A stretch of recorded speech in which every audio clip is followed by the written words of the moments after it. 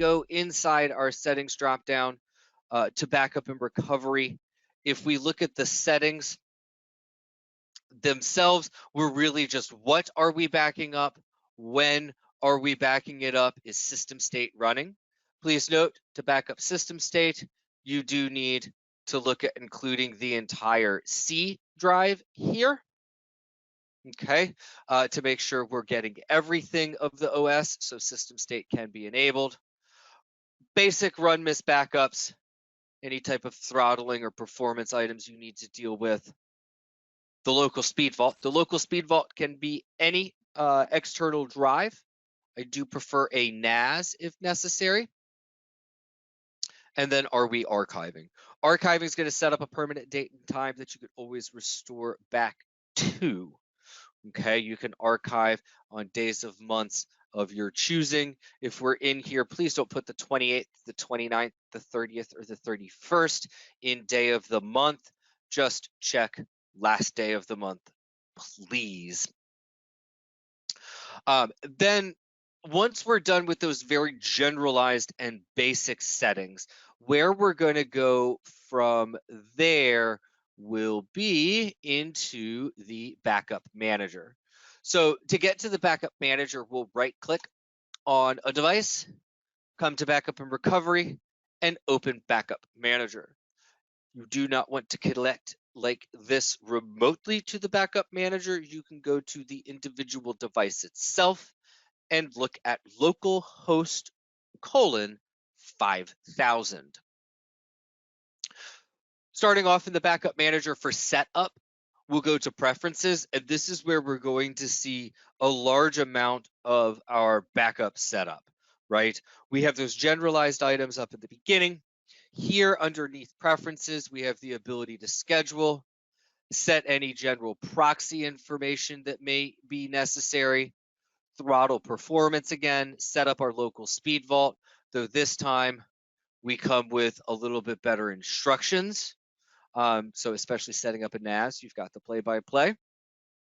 Okay, but most importantly, what we have under here are going to be our seating and our general items. General is going to allow us to set up the worst name items of all time, in my opinion, with the backup dashboard settings and the restore dashboard settings. What this really should read is backup report and restore report. This will be a daily, weekly, or monthly item that you'll get sent automatically to the email we enter in here.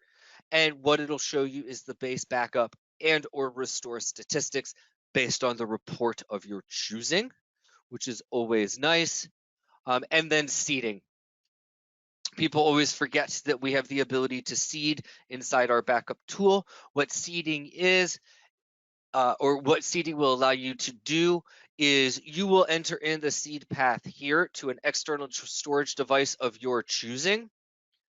Okay, what will happen is the first initial backup will go down to that device or that piece of hardware.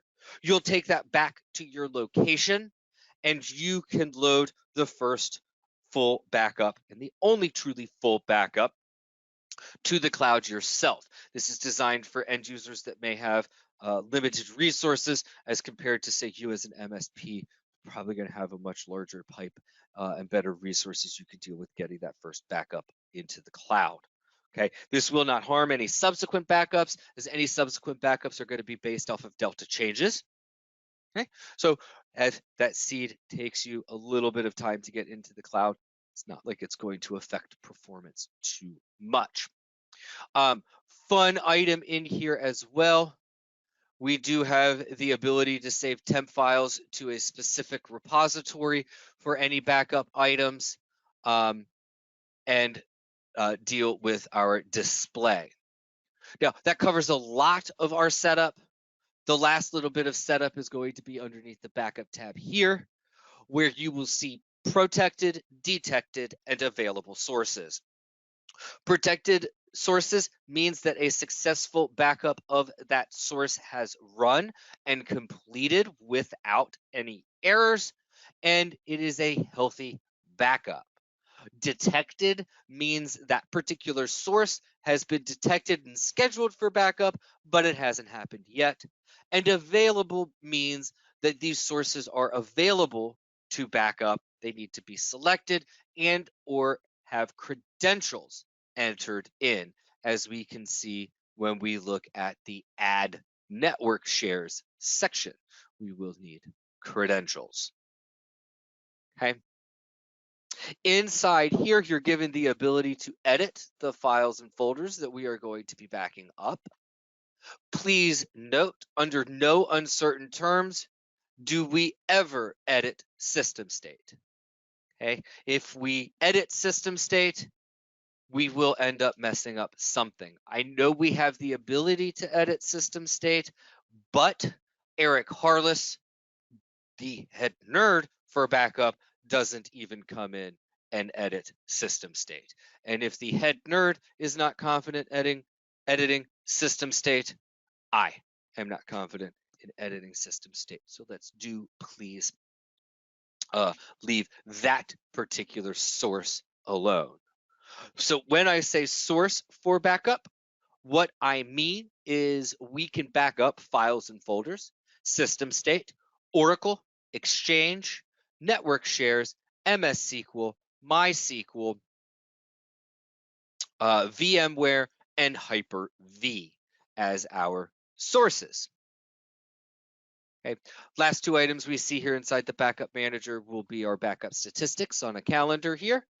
Green is good, orange is okay. Errors have occurred, but the backup still successfully completed.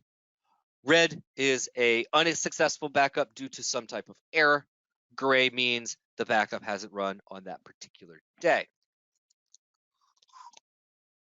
Each day is interactive to pull base statistics that you may or may not want to see. And then we have a restore functionality here where you can select a day, select a location to restore to. Excuse me, let's go down, or a new location as necessary, and click restore. Simple, easy peasy. Virtual disaster recovery will allow you to spin up a VMware VMDK or a local virtual hard drive. Okay, so some nice, quick, nitty-gritty items when it comes to backup. Now, the general settings do work for us quite well. However, let's also be honest. Each machine's needs for backups is reasonably different, especially in the server world. So please do always look at the backup manager to get more granular.